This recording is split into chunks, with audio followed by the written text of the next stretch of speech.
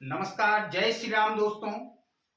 आज आपका हमारे इस YouTube चैनल पर हार्दिक स्वागत है। जैसा कि मैंने आपको पिछले वीडियो में बताया कि प्रतिदिन आपको करंट अफेयर्स का एक वीडियो मिलेगा। इसके अलावा आपको इतिहास और नेट और सेट की तैयारी के जो भी प्रश्न होंगे और प्रश्न के साथ जो टॉपिक होंगे उन पर हम अध्ययन करेंगे। अभी एक बहुत चर्चा का विषय बना हुआ है दल बदल विरोधी कानून। कहते हैं दल बदल कानून आना राजनीति के लिए या भारत की राजनीति के लिए एक काला कानून है, एक टाइप का काला कानून। क्यों कह रहे हैं इसको, आपको अभी पता चल जाएगा कि हमारे राजनेता कितने बिकाऊ हैं।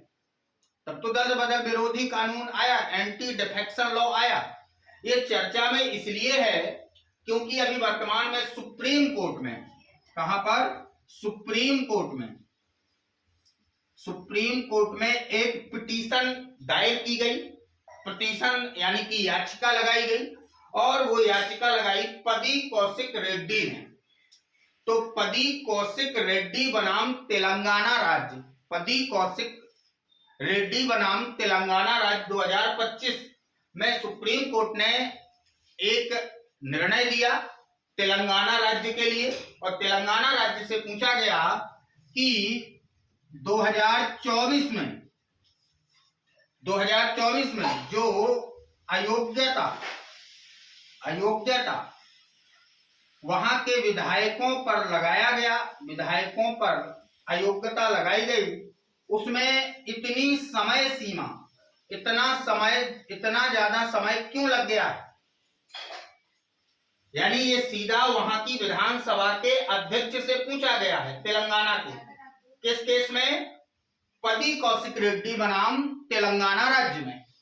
ये 2025 का एक निर्णय आया सुप्रीम कोर्ट का। उसने कहा 2024 में वहां के अध्यक्ष से पूछा, उनके वहां के अध्यक्ष, तेलंगाना के अध्यक्ष से पूछा कि उनकी जिनके ऊपर, विधायकों के ऊपर अयोग्यता लगा, यानी दल बदल कर सकते थे या दल बदल हुआ है, तो उनके ऊपर अभी तक अयोग्यता क्यों नहीं लगाई गई, इतना समय क्यों लगा दिया गया।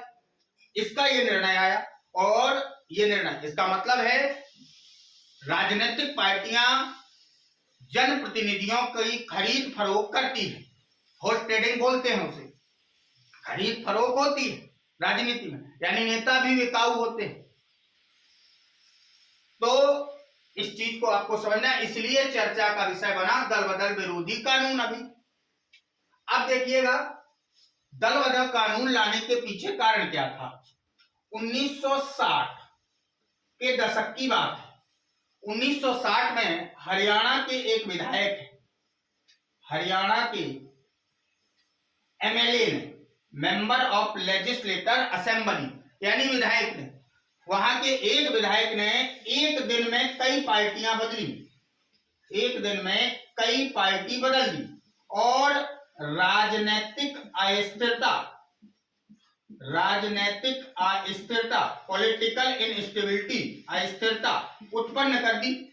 राजनीतिक अस्थिरता बन गई, यानी कई सरकारों को एक प्रकार से एक दिन में गिराया और बनाया। अलग अलग पार्टियों में ये व्यक्ति गया। तो एक मुहावरा भी आपको पता होगा, आया राम और गया राम। ये कहानी है, यह मुहावरा देश की राजनीति में प्रसिद्ध हो गया। एक विधायक ने एक दिन में कई पार्टियां बदली, तो राजनीतिक अस्थिरता आई, गवर्नमेंट अनस्टेबल हुआ, अस्थिर हुआ और इससे लोगों की जनभावनाओं को ठेस पहुंचा। यानी राजनेता कितने बिकाऊ। तब तो हमने कहा है कि दल बदल भारत की राजनीति या लोकतंत्र के लिए एक काला कानून, कि यहाँ के नेताओं तक का भरोसा नहीं, जो देश को संचालित करते हैं संविधान के दायरे में रहकर। इस चीज को आपको समझना है। और 1960 के दशक में ये जब समस्याएं गई तो संसद भवन में देश के बड़े बड़े पॉपुलर लीडरों ने और तत्कालीन सरकार ने संविधान में एक संशोधन किया, 52वां संविधान संशोधन 1985। और 52वां संविधान संशोधन जो संसद करती है संविधान में संशोधन, 52वां संविधान संशोधन के तहत 10वीं अनुसूची जोड़ी गई, 10वीं अनुसूची जोड़ दी गई और उसमें लिख दिया एंटी डिफेक्शन लॉ, दल बदल कानून को अंकित कर दिया 10वीं अनुसूची में लिख दिया। यानी 10वीं अनुसूची 52वां संविधान संशोधन के द्वारा संविधान में आई है। अगर कोई जिस राजनीतिक पार्टी से चुनाव जीतता है और वह अपने राजनीतिक आचरण या व्यक्तिगत स्वार्थ के लिए किसी सरकार को अस्थिर करके दूसरे राजनीतिक दल में जाता है तो उस पर एंटी डिफेक्शन लॉ लगता है, दल बदल कानून लगाया जाता है और ये 10वीं अनुसूची में है। यहां पर आप देखें तो 2003 तक स्थिति वही रही जो 52वां संशोधन 85 के द्वारा 10वीं अनुसूची में लिख दिया। यानी अगर किसी राजनीतिक पार्टी के 1/3 सदस्य अदर पार्टी ओपी में जाते हैं, अदर पार्टी में जाते हैं, अन्य पार्टी में जाते हैं और राजनीतिक अस्थिरता उत्पन्न करते हैं, यानी सरकार को अनस्टेबल कर देते हैं, तो ये विलय माना जाएगा। इस समय तक ये विलय था, यानी उन पर दल बदल का कानून लागू नहीं किया जाएगा, उन पर दल बदल नहीं लगाया जाएगा।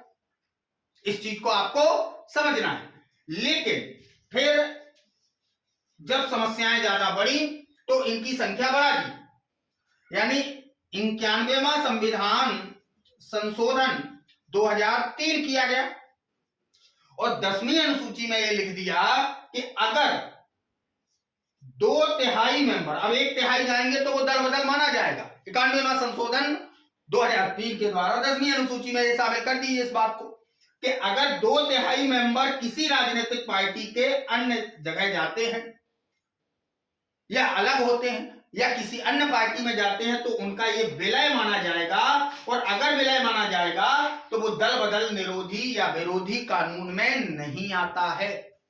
इस चीज को आपको समझना है। यानी कितने मेंबर, अगर किसी राजनीतिक पार्टी के जो जनप्रतिनिधि है, एमएलए है अथवा सांसद है, यानी ये लोकसभा और विधानसभा दोनों में ये एंटी डिफेक्शन लॉ लागू होता है। तो अगर 2/3 मेंबर चले जाते हैं तो वो विलय है और अगर वो विलय हो गया है तो वो दल बदल नहीं माना जाएगा, वो विलय हो गया है। यहां तक ठीक रहा? ये कहां तक उचित है? ये पूरा लेक्चर सुनने के बाद आपको खुद जवाब देना है। क्या ऐसे कानून देश के लोकतंत्र में या देश की राजनीति में काला कानून नहीं है क्या? इससे राजनेताओं की विश्वसनीयता का पता चलता है, उनकी पारदर्शिता का पता चलता है, उनकी जवाबदेहिता का पता चलता है कि वो स्वयं के लिए कितने स्वार्थी हैं। निजी या व्यक्तिगत स्वार्थ के लिए वो सरकार को अनस्टेबल कर दे रहे हैं, वो सरकार को अस्थिर कर दे रहे हैं। इसके लिए विभिन्न केसेस आए, वो तो अभी चर्चा का विषय तेलंगाना में हो गया। सुप्रीम कोर्ट ने क्योंकि जजमेंट पास किया है, उन्होंने वहां से पूछा है वहां के अध्यक्ष को कि इतनी देरी क्यों कर दी है अयोग्यता को लागू करने में। ठीक है, तो ये चीजें समझ गए कि अगर उस राजनीतिक पार्टी के 2/3 जनप्रतिनिधि अन्य पार्टी में जाते हैं तो वो उस पार्टी का विलय माना जाएगा, वो दल बदल में नहीं आता। लेकिन इससे कम हुए, 1/3 हुए और कम हुए तो वो दल बदल होगा और दल बदल अगर होगा तो वहां पर उन व्यक्तियों को 6 माह के अंदर दोबारा चुनाव में आना पड़ेगा, चुनाव में लड़कर मतलब दोबारा निर्वाचित होना पड़ेगा, फिर आएंगे, यानी उनकी सदस्यता रद्द हो जाएगी। इस चीज को आपको समझना है। अब इसके बाद आया सुप्रीम कोर्ट के निर्णय जो दल बदल के संबंध में। जैसे एक प्रसिद्ध केस है केशव मेघचंद्र बनाम मणिपुर माननीय अध्यक्ष मणिपुर। तो केशव मेघचंद्र बनाम माननीय अध्यक्ष मणिपुर विधानसभा 2020 का केस है जो सुप्रीम कोर्ट में आया। यानी किसी ने पिटीशन दायर की, पिटीशन किसने की होगी? जिनका नाम पहले लिखा है केशव मेघचंद्र या केशव मेघचंद्र सिंह बनाम माननीय अध्यक्ष मणिपुर विधानसभा 2020 का केस आया। और इस केस में क्या कहा गया? इस केस में समय निर्धारित कर दिया कि अयोग्यता का निर्धारण या उनकी सदस्यता जिसने दल बदल किया है समाप्त हो जाएगी, इसके लिए समय निर्धारित कर दिया। और समय कर दिया कि 3 माह में इसका निर्णय हो जाना चाहिए, ज्यादा समय ना लगे। यानी इस केस का या सुप्रीम कोर्ट की इस बात का उल्लंघन तेलंगाना में हुआ, इसलिए पिटीशन अभी वर्तमान में दायर की गई। तो सुप्रीम कोर्ट ने क्या कहा कि ऐसी अयोग्यता दल बदल के कानून में 3 माह पर्याप्त समय, 3 माह में वो निर्णय हो जाना चाहिए। और इसके लिए यानी पारदर्शिता के लिए, जवाबदेहिता के लिए, पारदर्शिता के लिए क्या करना पड़ेगा, आप निर्णय आपका सही है, इसके लिए न्यायाधिकरण यानी एक ट्रिब्यूनल बनाया जाए जो ये निर्णय करे। इस चीज को आपको याद रखना है, ट्रिब्यूनल बने और वो ट्रिब्यूनल जवाबदेह रहे, पारदर्शी रहे। पारदर्शी का मतलब है लोगों के पास वो सूचनाएं पहुंचे, पारदर्शिता उसमें होनी चाहिए। और जो अपराधी हैं ऐसे दल बदल के, उनकी जवाबदेहिता फिक्स हो, उनकी रिस्पॉन्सिबिलिटी भी तो रहे कि आप लोगों की समस्याएं के लिए जनप्रतिनिधि बने और आप अपने व्यक्तिगत स्वार्थ के लिए सरकार को अनस्टेबल कर रहे, और अनस्टेबल करने के साथ साथ आप लोगों की जनभावनाओं को भी तो ठेस पहुंचा रहे हैं। तो इस चीज को आपको समझना है। ये इस केस के द्वारा समय बताया गया कि 3 माह में ये निर्णय हो जाना चाहिए, और ये अध्यक्ष करता है। यानी विधानसभा का है तो विधानसभा का अध्यक्ष, लोकसभा है तो लोकसभा का। यानी दल बदल का मुख्य न्यायाधीश जो होता है वो आमतौर पर, यानी निर्णय लेने वाला जो न्यायाधीश होता है वो अध्यक्ष होता है, पीठासीन अधिकारी होता है। विधानसभा है तो विधानसभा का अध्यक्ष, और लोकसभा है तो लोकसभा का अध्यक्ष। यानी केंद्र और राज्य ये दोनों जगह लागू होता है। अब इसके बाद देखिएगा, एक केस आया रवि एस नाइक बनाम भारत संघ 1994 का केस। रवि एस नाइक बनाम भारत संघ 1994 के केस में यह कहा गया कि अध्यक्ष ही इसका न्यायाधीश होगा। यानी निर्णय कौन करेगा दल बदल पर, अध्यक्ष। अगर राज्य का है तो विधानसभा का अध्यक्ष करेगा, और अगर केंद्र का है तो लोकसभा का अध्यक्ष या सभापति करेगा निर्णय। यानी जो दल बदल में निर्योग्यताएं या अयोग्यताएं लागू होती हैं, वो निर्णय करने के लिए न्यायाधीश नहीं आएगा, न्याय व्यवस्था का सुप्रीम कोर्ट या हाई कोर्ट नहीं आएगा। उसमें कौन आएगा, उसमें वहां का अध्यक्ष करेगा उसके ऊपर अयोग्यता लागू। और अयोग्यता अगर हो गई तो उसे पुनः चुनाव लड़ने पड़ेंगे, इसलिए उपचुनाव होते रहते हैं। जैसे कमलनाथ की सरकार ज्योतिरादित्य सिंधिया ने गिराई तो 26 एमएलए को ले गए तो उनके दोबारा चुनाव हुए। तो ये रवि एस नाइक बनाम भारत संघ 1994 के केस में कहा गया कि अध्यक्ष ही इसका निर्णायक होगा दल बदल का। इसके बाद आया किहोतो होलोहान बनाम जाचिल्हू केस। ये सुप्रीम कोर्ट के केस है साहब। किहोतो होलोहान बनाम जाचिल्हू, किहोतो होलोहान बनाम जाचिल्हू केस 1992। इस केस में कहा गया कि जो दल बदल जो होता है, दल बदल का कानून, दल बदल में जो अयोग्यता निर्धारित की गई, जिसकी सदस्यता गई, उसका न्यायिक पुनरावलोकन, न्यायिक समीक्षा हो सकती है।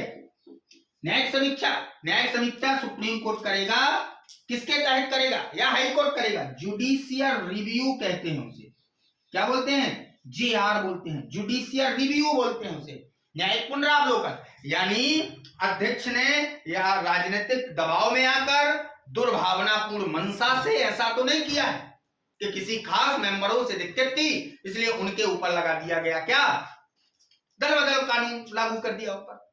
तो ये देखने का काम न्यायपालिका दे सकती है। यानी ये न्यायिक समीक्षा के दायरे में आता है। और ये कहा गया किहोतो होलोहान बनाम जाचिल्हू केस 1992 में। यानी सुप्रीम कोर्ट या न्यायिक व्यवस्था ये देखेगी कि दुर्भावनापूर्ण मंशा से तो अध्यक्ष ने नहीं किया है। इस चीज को आपको समझना है। तो इतने केस आए। अब बताओ, इस केस के कारण पदी कौशिक रेड्डी बनाम तेलंगाना राज्य 2025 के केस के द्वारा ये चर्चा में आया। और इसके अन्य केस 10वीं अनुसूची में अन्य केस कौन है, केशम मेघचंद्र बनाम माननीय अध्यक्ष मणिपुर विधानसभा 2020,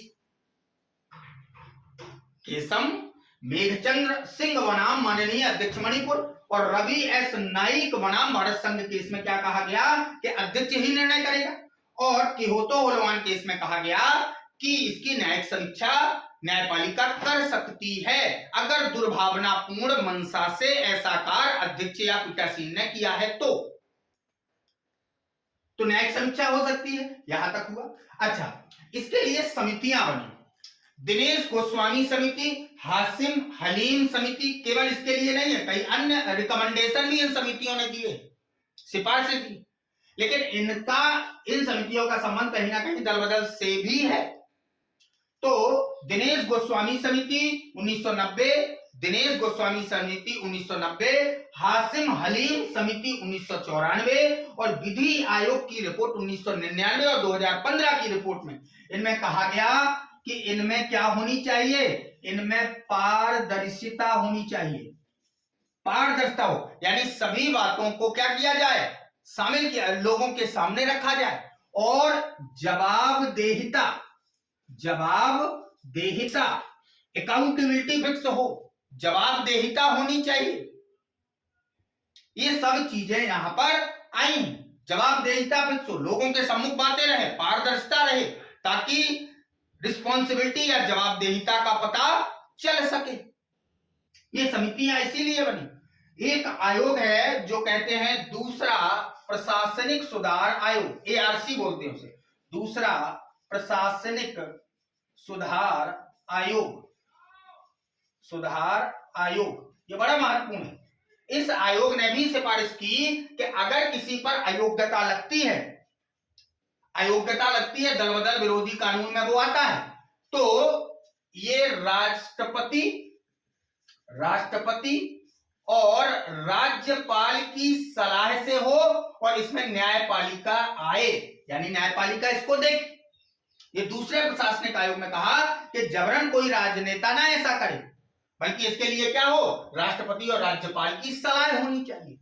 अब आप कहेंगे कि किसी पर दल बदल कानून, विरोधी कानून कब लगाया जाता है, तो एक हर राजनीतिक पार्टी का व्हिप होता है, व्हिप का मतलब होता है सचेतक, हर पार्टी का होता है कोई सचेतक, वो अपने अपने राजनीतिक पार्टी के जनप्रतिनिधियों को अनुशासन में बनाए रखता है, और अगर वो व्यक्ति पार्टी गाइडलाइन से अलग हटकर कार्य करता है तो उस पर दल बदल विरोधी कानून लागू हो सकता है। ये व्हिप का उल्लंघन माना जाता है।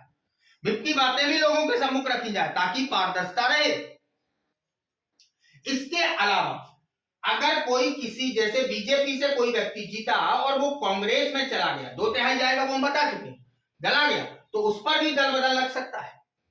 अगर कोई स्वतंत्र उम्मीदवार जीता है जो किसी राजनीतिक पार्टी से नहीं, निर्दलीय है, और वो अगर किसी राजनीतिक पार्टी में जाता है तो दल बदल उस पर लगाया जा सकता है।